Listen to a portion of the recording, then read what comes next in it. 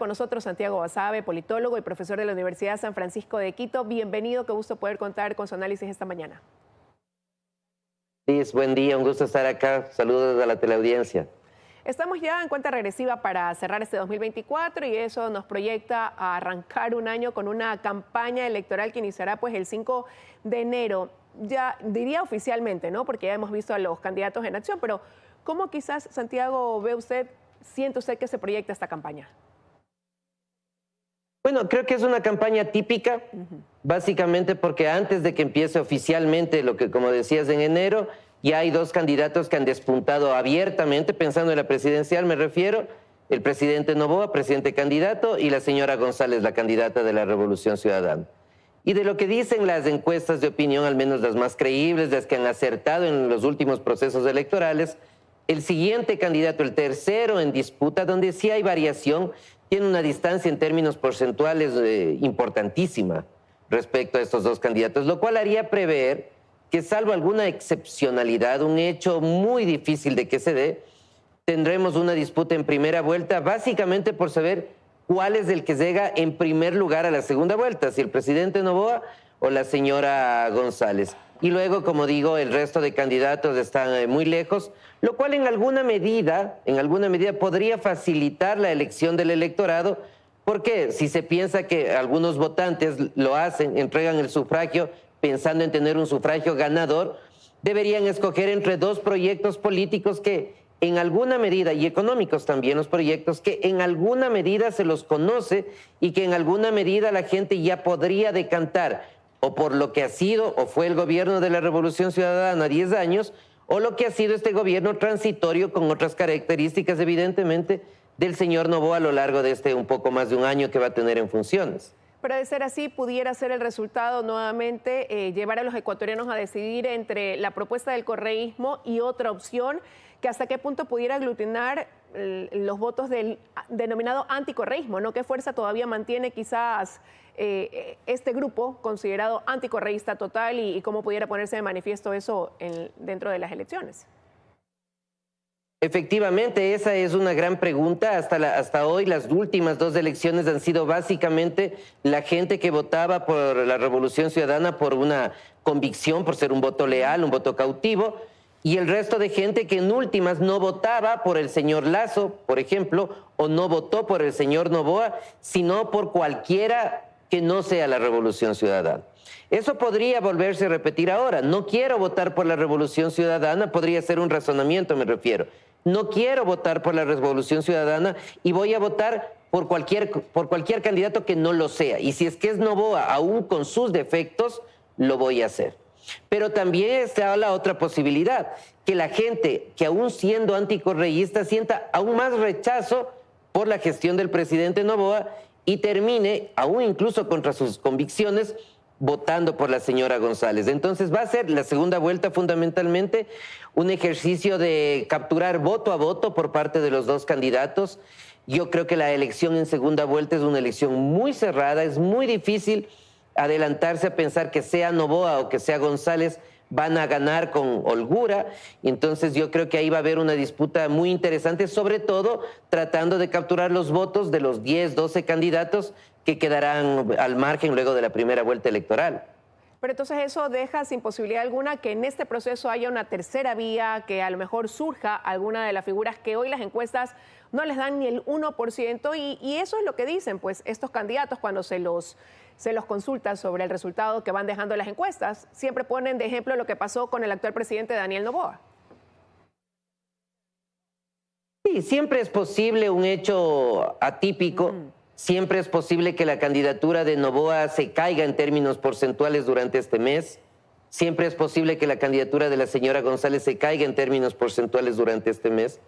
Pero me parece que es poco probable porque el tercero tiene una distancia de más de 25 puntos porcentuales respecto a cualquiera de los dos que he mencionado. Entonces, siempre hay esa opción, pero me parece que en esta ocasión es bastante difícil que eso pueda suceder.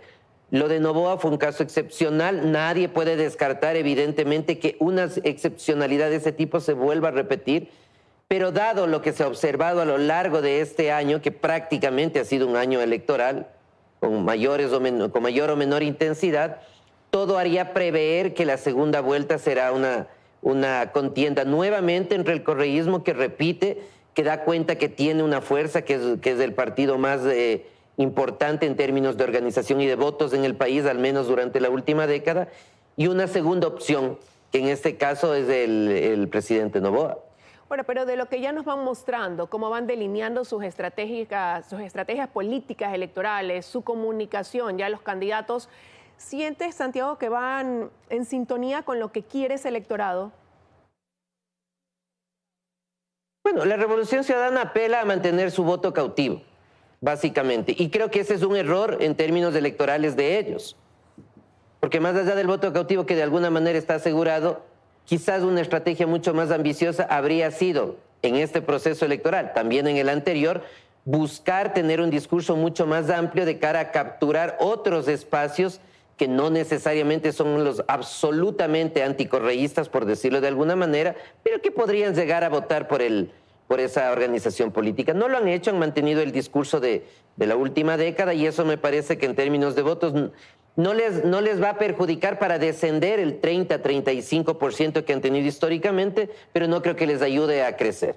Y en el caso del presidente Noboa ha ido cambiando, me parece, su discurso de tener una posición mucho más abierta, de no tensionar con ninguna organización política, a tratar de posicionarse ahora, por proceso electoral obviamente que se avecina, como la antípoda de la Revolución Ciudadana, pensando en que esa contradicción es la que le puede permitir, seguramente no en la primera vuelta electoral, pero sí en la segunda, capturar el voto de algunos de los candidatos que van a quedar por fuera. Digo algunos, porque también esto, a diferencia de otros procesos electorales, en esta ocasión sí hay candidatos que van a sacar un porcentaje de votos mínimo que no les permitirá pasar a segunda vuelta, pero que sí eventualmente en segunda vuelta podrían hacer alianzas, sea formales o informales, o coaliciones electorales con la Revolución Ciudadana. Pienso en el señor Rabascal, por ejemplo, en Jimmy Jairala, eventualmente en Leonidas Issa, eventualmente en algún porcentaje de votantes de Pedro Granja, que son gente que podría acercarse a la candidatura de la Revolución Ciudadana en segunda vuelta, y que eso no se observó en el proceso electoral anterior, salvo los pocos votos del candidato Armijos, como recordará la teleaudiencia. Bueno, pero dentro de un proceso de maduración también de ese electorado, ¿qué deberíamos demandar, exigir que los candidatos nos digan durante esta campaña electoral? Que no nos digan generalidades, que nos digan posiciones claras y específicas respecto a temas claros y específicos. Por ejemplo, ¿cuál va a ser la posición respecto al gobierno de México, a la restitución o no de las relaciones bilaterales, que es un tema fundamental para el país?